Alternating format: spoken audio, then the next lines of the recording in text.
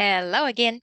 We're going to talk about alkenes and alkynes again, but this time we're going to do generic acid-base reactions just as a review from a long time ago, and then we're going to do hydrogenation. So let me jump to my whiteboard. All right, so this is not in the current notes because this was clear back in chapter 2, but we're going to just briefly review, hey, you can still do acid and base reactions for alkenes and alkynes. All right, so remember, if you want to do an acid-base reaction, you have to have a nucleophile that is greater than or equal to in strength than the hydrogen is being attacked.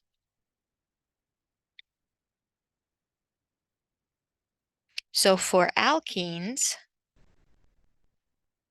that pKa is about 44. So just beware, if you give it any kind of a nucleophile, so for instance, there's not many that are stronger than that. This one has a pKa of 50. So remember, it will rip off hydrogens.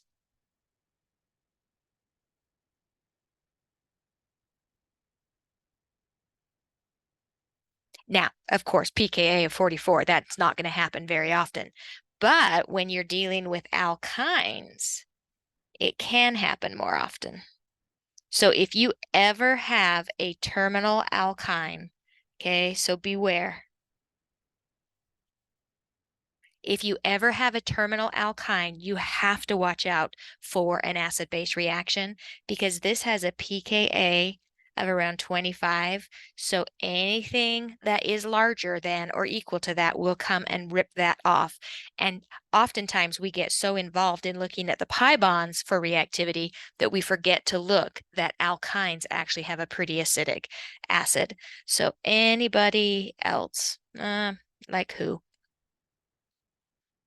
And I'll just put generic nucleophile. So if you have a generic nucleophile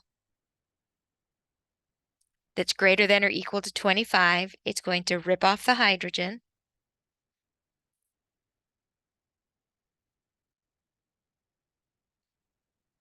And it's going to make the alkynide ion.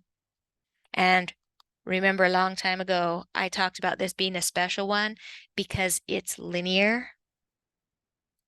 So there's very little steric hindrance.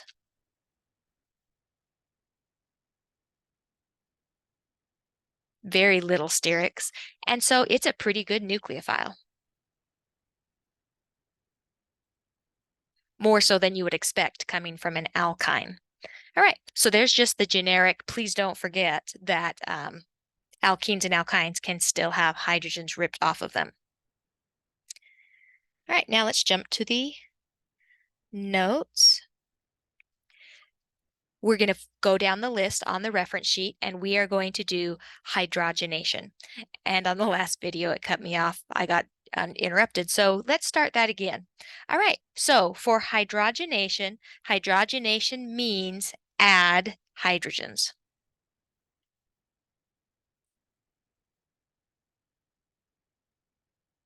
And we're going to talk about both alkenes and alkynes. And I'm going to jump to my reference sheet right here. All right, so for hydrogenation, if you'll notice, I have this little blurb right there. So you have to have, of course, hydrogen gas. Okay, that's the source of the hydrogens. But you also have to have this catalyst, platinum, palladium, or nickel. So I'll show you the alkene one first, and then we'll go back to the alkyne. So for this reaction, for an alkene, you're going to generically have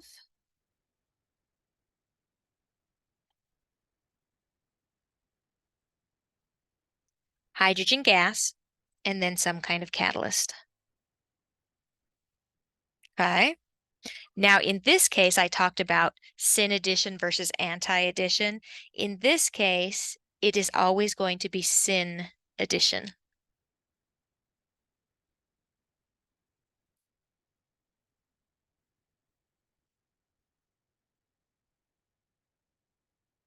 And the reason for that, I'm going to jump to the whiteboard. The reason for that is more of a visual. So, of course, this is a very odd showing of it, but hopefully it'll give you the picture. All right, so let's take this alkene right here. If you will visualize this as your metal catalyst,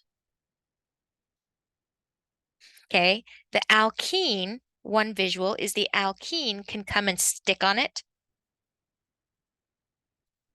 Or another visual could be that the hydrogen could come and stick on it. Both visuals give you the same thing. But after that is stuck, the other piece comes and then reacts. Now, this alkene is actually stuck to the metal, so it can't flip over. It can't do anything like that. So it's going to do, if you will, a funky little concerted reaction. Or if you want to visualize it this way, the same thing happens. Okay? But the key is that they go on the same side.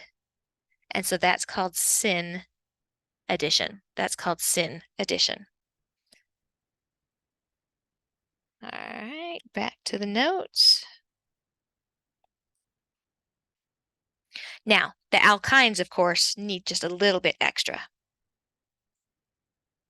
All right, I've already talked about this, but syn addition, hydrogens are on the same side. Anti, it would be opposite. So, how about that hydrogenation?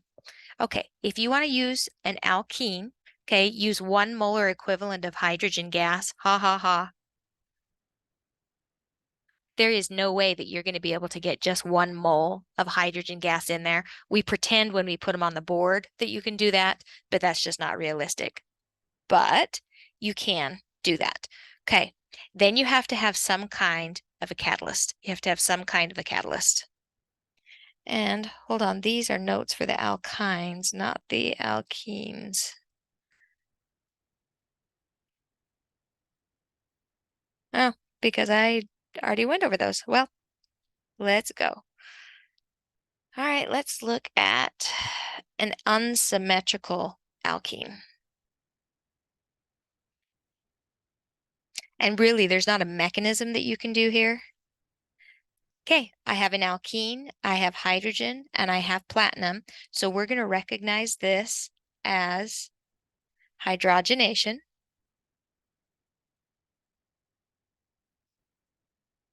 And we are going to break the pi bond.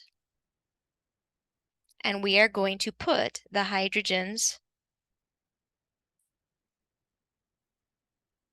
in its place, but they have to be syn. Okay, so that's, sum and total, that's it for the alkenes. Sorry, now I'll go to the alkyne page. All right, if you want to stop at an alkene, okay, if you want to stop, use 1 molar equivalent. And let me show you what I'm getting at right here. So if you want to take this molecule, okay, let's throw some hydrogen at it. So the hydrogen gas, and then usually you have to have something a little bit stronger for the alkyne. So I'm just going to put the platinum right there. All right, so the first thing, I'm going to change colors again. I'm going to, come on, colors. All right, I'm going to break the pi bond, and I'm going to put 2 hydrogens in its place. Okay, these are syn. Here's where the ha-ha part comes in. Really, can you limit how much hydrogen gas is in there? I don't think so. So it's going to keep going. It's going to keep going. And you're going to turn into an alkane. And remember that hydrogen was already there. So it looks great on the board, but that's not really a great way to make any sort of an alkene. So if you want to stop at an alkene, how about using a poison catalyst? And I'm going to give you just a couple. Okay, so a poison catalyst is one that's just not as effective. Okay, and A lot of times it uses steric hindrance, but it's not as effective as doing this reaction. And so Lindlar's catalyst is a very classic one, okay? It is very active with alkynes, but not very much for alkenes. So it literally stops reacting after it has added one equivalent of hydrogen. So it stops at the alkene. And you'll know it because it's kind of an odd one. It's palladium with barium sulfate or calcium carbonate, and then it's poisoned with lead acetate or quinoline. So, whoa, am I going to remember that? Nope, this is what you're going to remember. So we're going to start with an alkyne. You're going to look for your hydrogen gas, and then you're going to look for the catalyst. And in this case, I am telling you that's poisoned. This one happens to be Lindlar's. So if this is a poisoned hydrogenation, you are only going to put 2 hydrogens on. And remember, hydrogenation puts them syn. And so this would make a cis alkene. This would make a cis alkene. So one poison catalyst is Lindlar's. The other one is called the P2. It's a nickel derivative, and it would do the same thing. Again, you have to have hydrogenation. You have to have your hydrogen. And then we'd put a little P2 right there. That is, again, a poison catalyst. So we're going to stop at the alkene. And because it's syn addition, you're going to get a cis alkene. Now I'm going to go to the reference sheets, and we are right here. So hydrogenation for alkynes, you have to have your you have to have your hydrogen gas, but if you use this one or this one, okay, those are poisoned, okay? And you're going to stop at an alkene. You're going to stop at your alkene. If you have hydrogen gas and remember, this one needs to be a little stronger. Usually it's platinum, okay? You're just going to end up with an alkane. So that's the hydrogenation of the alkynes. This is the hydrogenation of the alkenes. There's no stopping this one. Okay, you have an alkene and it's going to go all the way down to an alkane. Now, what if you don't want a cis alkene though? Okay, what if you don't want a cis one? Go back to the alkynes here. If you don't want a cis and you want a trans, well, guess what? You can't go through this addition pathway, okay? You can't go through the syn addition pathway. And so this is just another pathway. So it's called DMR. Notice it is not called hydrogenation. I'm not using hydrogen gas. I am putting hydrogens on it, but I'm not starting with hydrogen gas. So that's why it's not called hydrogenation. And then for short, I just call it DMR. First, we're going to take literally lithium metal or sodium metal.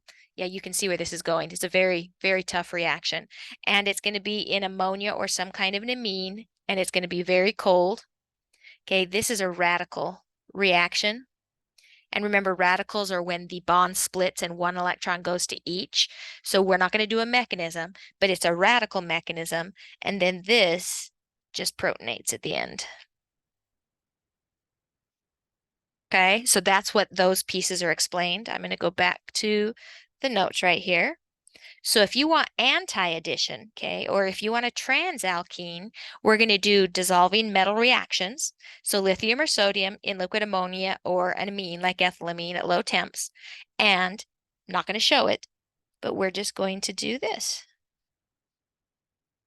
Just generically, if you use DMR, which would be, for instance, lithium, ammonia, -78. Okay, so that would be your first step. You would get anti-addition, okay? And therefore you get a trans alkene. Now, when you're dealing with alkynes, remember you can rip off that hydrogen. That second step that I had, that ammonium chloride, that is just a proton donor. There's nothing special or fancy about that. Okay, so that is just a proton donor. Sometimes you need it, sometimes you don't. But if you end up with something that is short of hydrogens, you can put that proton donor in there and equalize everything out. All right, then here's just a review of the alkynide ion. Don't forget the alkynide ion. All right, that is, oops, wrong. That is the hydrogenation and the DMR for alkynes. This one is going to give you a cis alkene. This one is going to give you a trans alkene. Okay, this one is a radical reaction. These are up here syn additions.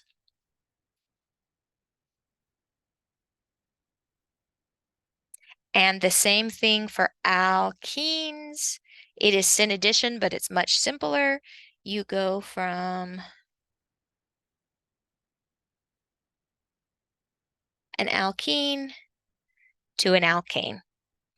All right, and so that is basic hydrogenation and putting hydrogens onto your either alkenes or your alkynes.